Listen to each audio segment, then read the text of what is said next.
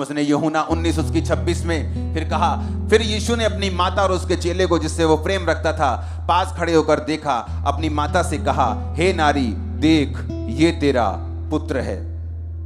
Bible कहती है परमेश्वर ने एक वचन कहा था कि मैं पुराने नियम को खत्म करने के लिए नहीं आया हूं।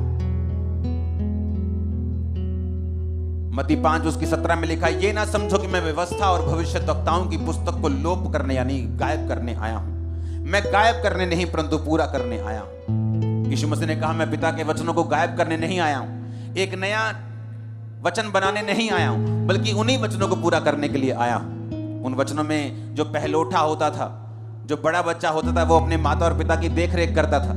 तो यीशु मसीह क्रूस पर लटके हुए भी अपने वचन से वो हटे नहीं, अपनी ड्यूटी नहीं भूले, और सामने वाले चेले को जो यूहन्ना था कहा, हे यूहन्ना, ये तेरी माता है। हिंदी में लिखा हे नारी, लेकिन वो हे नारी नहीं है ओरिजिनल भाषा में। वो एक ऐसा शब्द है यूनानी भाषा में जो किसी औरत के लिए तब लिया जाता है जब कोई आदमी उसकी बहुत इज्जत करता है। इंग्लिश में लिखा वुमेन, ओ वुमेन, हिंदी में लिखा ए नारी।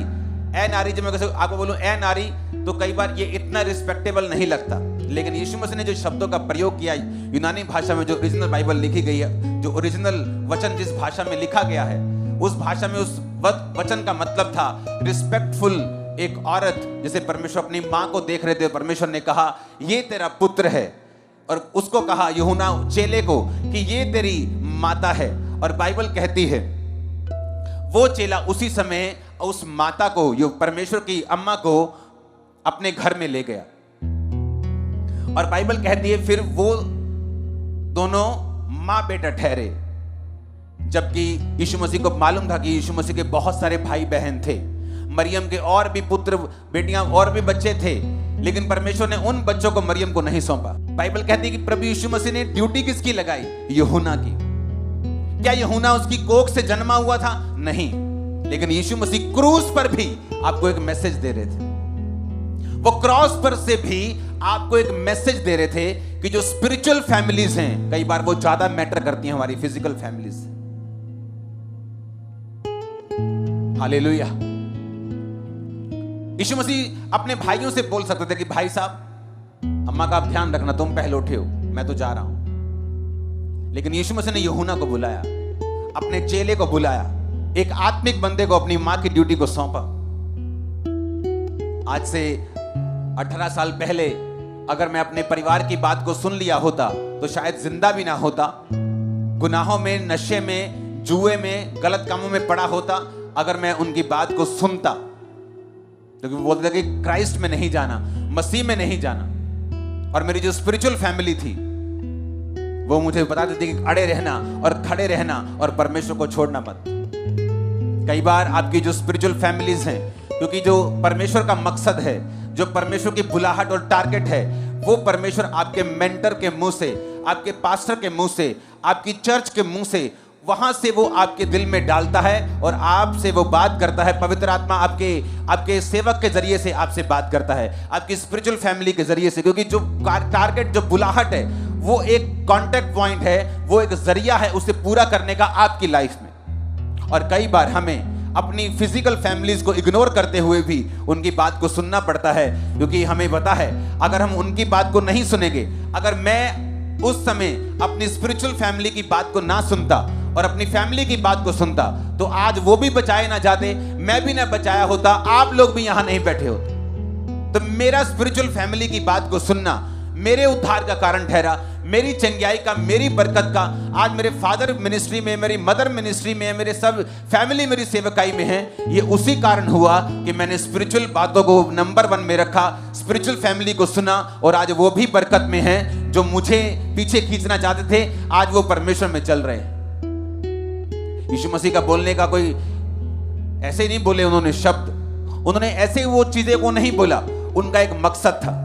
यीशु मसीह ने कहा यूहन्ना ये तेरी माँ, तेरी मदर है, तेरी माँ है, माँ ये तेरा बेटा है। और बाइबल कहती है वो उसी दिन, not next day, same day लिखा, वो उसको अपने घर में लेके गया और वो उसकी माँ ठहरी और वो उसका बेटा ठहरा। हालेलुया।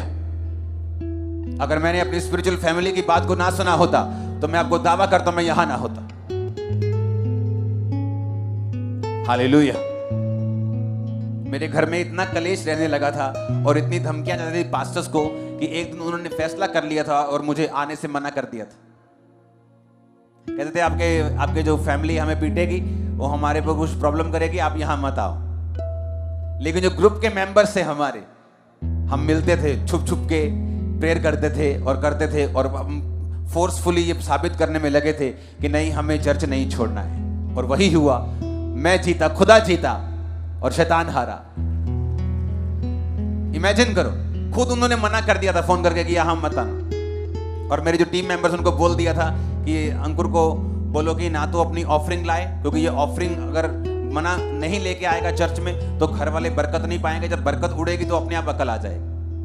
लेकिन मुझे मालूम था परमेश्वर का प्लान ये है कि मैं आत्मिक बातों को ध्यान से सुनूं, क्योंकि जो खुदा का आत्मा मेरे मेंटर के जरिए से मुझसे बात कर रहा है वो मेरी डेस्टिनी को लेके जाएगा, क्योंकि मैं जो रियल में हूं उसी जरिए से पहुंच सकता हूं। अभी मैं जो हूं मैं रियल में नहीं हूं, क्योंकि जो खुदा की आंखों में मैं हूं, मैं तब खुदा के लोगों से ही वहां पहुंच पाऊंगा।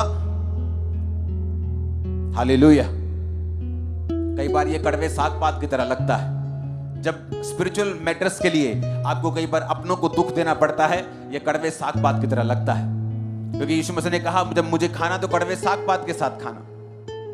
कई बार जब जीसस क्राइस्ट के वचनों को मानना पड़ता है तो कई बार एक कड़वाहट के साथ हमें चलना पड़ता है, और लोग नाराज होते हैं, फैमिली नाराज होती है, अपने नाराज हो जाते हैं। लेकिन आपको ये मालूम होना चाहिए कि अगर आप परमेश्वर की बात को, अगर आप अपने आत्मिक मेंटर की आवाज को सुनेंगे तो आप फिर वहां पहुंचेंगे जहां आपकी फैमिली सबसे ज्यादा आप ही के कारण ब्लेस्ड होगी। वो टाइम आएगा कुछ सालों बाद, कुछ महीनों बाद, कि वो आपका ही थैंक्स करेंगे कि तू रुका नहीं, तू थका नहीं, तू रुकी नहीं, तू थकी नहीं, और आज मैं भी तेरे कारण आशीषित हूं। ये थे जीसस के शब्द जो उसने कहा, मरियम, हे नारी, ये तेरा बेटा, यूहन्ना, दिस इज योर मदर, ये तेरी माता है।